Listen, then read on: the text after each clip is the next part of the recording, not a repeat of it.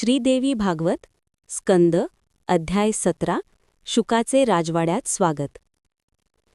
व्यासांच्या पाय पडून शुकाने हात जोडून जनकराजाकडे जाण्यासाठी आज्ञा मागितली. शुकाची जनकराजाकडे जाण्याची उत्कट इच्छा पाहून व्यासांनी प्रेमाने त्याला जवळ घेऊन त्याला म्हणाले, तुझे कल्याण होवो, तुला प्रदीर्घ आयुष्य मिळो, पण पुन्हा परत येईन असे मला वचन दे आणि मग जा. जनकराजाला भेटून तुझे समाधान झाले की पुन्हा इथेच ये. त्यानंतर शुक जनकराजाकडे जाण्यास निघाला. शुक आल्याचे वृत्त कळताच जनकराजा दैनंदिन नित्याची कर्मे आटोपून आला. पुरोहिताला पुढे करून जनकराजाने शुकाची पूजा केली. जनकराजाने शुकाला विचारले की त्याच्यासारख्या निष्पृह व्यक्तीचे आगमन कोणत्या हेतूने झाले आहे. शुकाने सांगितले, माझ्या पित्याने सांगितले की गृहस्थाश्रम हा सर्व आश्रमात श्रेष्ठ आहे, म्हणून मी तो स्वीकारावा, पण तो बंधनकारक आहे असे वाटून मी त्यांची आज्ञा ऐकली नाही. म्हणून त्यांनी असे सांगितले की मिथिला नगरीचा राजा जनक हा कर्मनिष्ठ असून जीवनमुक्त आहे व त्याचे विदेही हे नाव प्रसिद्ध आहे. एवढी सर्व जबाबदारी सांभाळूनही तो राजा मायाबंधनांपासून मुक्त आहे, तर मग मी तर कंदमुळे खाऊन निर्वाह करतो, मग मी का घाबरावे. पुढे माझे वडील म्हणाले की मी तुमची भेट घ्यावी, त्याने माझा मोह नाहीसा होईल. मग मी विवाह करावा आणि काही शंका असेल तर तुम्हाला सांगाव्यात, म्हणजे माझ्या शंकांचे निवारण तुम्ही कराल. तेव्हा हे राजेंद्र, आता यापुढे मी काय करावे त्याचे मार्गदर्शन कर.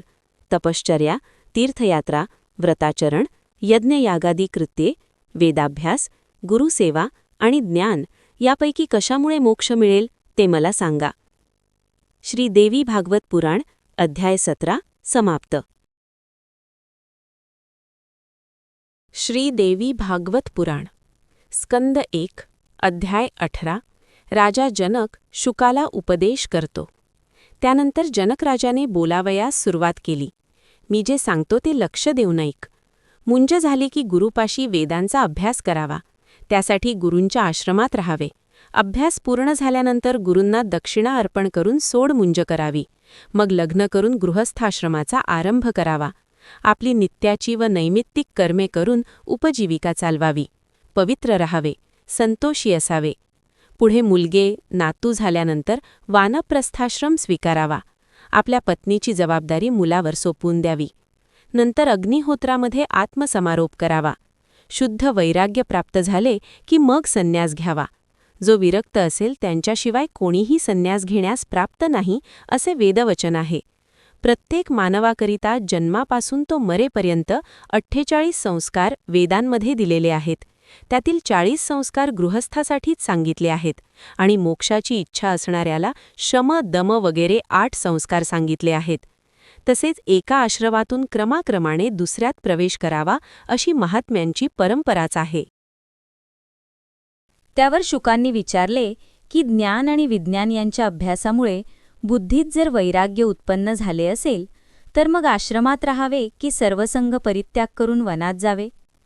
राजा जनक शांतपणे सांगू लागले, ही जी इंद्रिय आहेत ना, ती फार बलवान असतात आणि ती कुणाच्याच ताब्यात राहत नाहीत. ती कच्च्या अंतःकरणाच्या मनुष्याला विकारी बनवितात. जर भोजन, सुख, शय्यासौख्य, पुत्राची इच्छा अशा वासना संन्यासी मनुष्याच्या मनात उद्भवल्या तर त्याने काय करावे.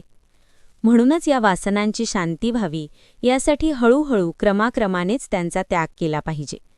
जो उंचावर झोपेल त्यालाच पडण्याची भीती असते, खाली जमिनीवर झोपलेल्याला ती भीती नसते. म्हणून एकदा संन्यासाश्रम स्वीकारल्यानंतर जर कोणी भ्रष्ट झाला तर मग त्याला प्रायश्चित नाही.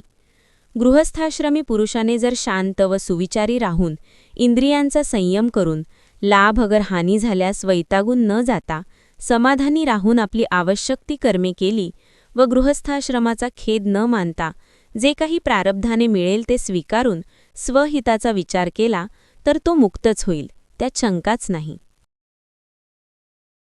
सुख आणि दुःख या दोन्हीही गोष्टींचे सर्वात मोठे कारण मन हेच आहे. मनाचा चंचलपणा आणि अज्ञान या 2 गोष्टींमुळेच ते मलिन होते.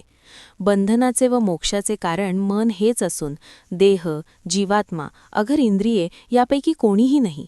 आता हा नित्य शुद्ध व स्वतंत्र असल्यामुळे तो कधीही बंधनात सापडू शकत नाही. हे सर्व ऐकल्यावर शुक म्हणाला, हे राजा, माझ्या मनात वरील सर्व ज्ञान ऐकूनही काही शंका शिल्लक आहेतच, जसे वेदप्रणीत धर्माप्रमाणे हिंसा मान्य आहे आणि हिंसा तर अधार्मिक आहे. सोमरस पिणे व पशूंचा बळी देणे, तसेच सौत्रमणी यज्ञामध्ये तर मद्य, जुगार व नाना प्रकारची व्रते करणे अशासारख्या गोष्टींना मान्यता आहे. अनेक वर्षापूर्वी शशबिंदू नावाचा राजा होऊन गेला व त्याने नीती न्यायाने दीर्घकाळ राज्य केले, पुष्कळ यश प्राप्त केले. नंतर त्यांच्या धर्मकृत्यांचा व यज्ञात बळी दिलेल्या पशूंच्या कातड्यांचा एक विंध्य पर्वतासारखा पहाड झाला. तेव्हा मेघवृष्टी होऊन त्यातून चर्मणवती नावाची एक नदी उत्पन्न झाली. त्यानंतर शशबिंदू राजाला स्वर्ग प्राप्त झाला.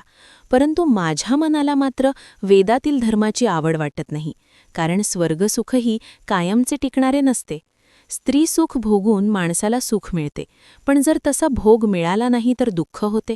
तेव्हा जीवनमुक्त कसे होता येईल?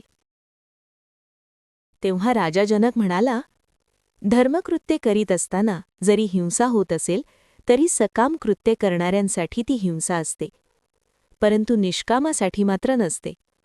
जी कर्मे अहंकारविरहित बुद्धीने निर्विकारपणे केली जातात व ईश्वर अर्पण केली जातात त्यांना ज्ञानी लोक न केल्याप्रमाणेच समजतात. ज्यांना मांसभक्षणाची आवड असते त्यांना त्यापासून क्रमाक्रमाने निवृत्त करण्याच्या उद्देशाने निष्कामपणे फक्त यज्ञातच हिंसा करण्याची अनुमती चित्तशुद्धीसाठी दिली आहे. एरवी जितेंद्रिय व मोक्षार्थी मनुष्यासाठी ही अहिंसाच आहे. श्रीदेवी भागवत पुराण अध्याय 18 समाप्त.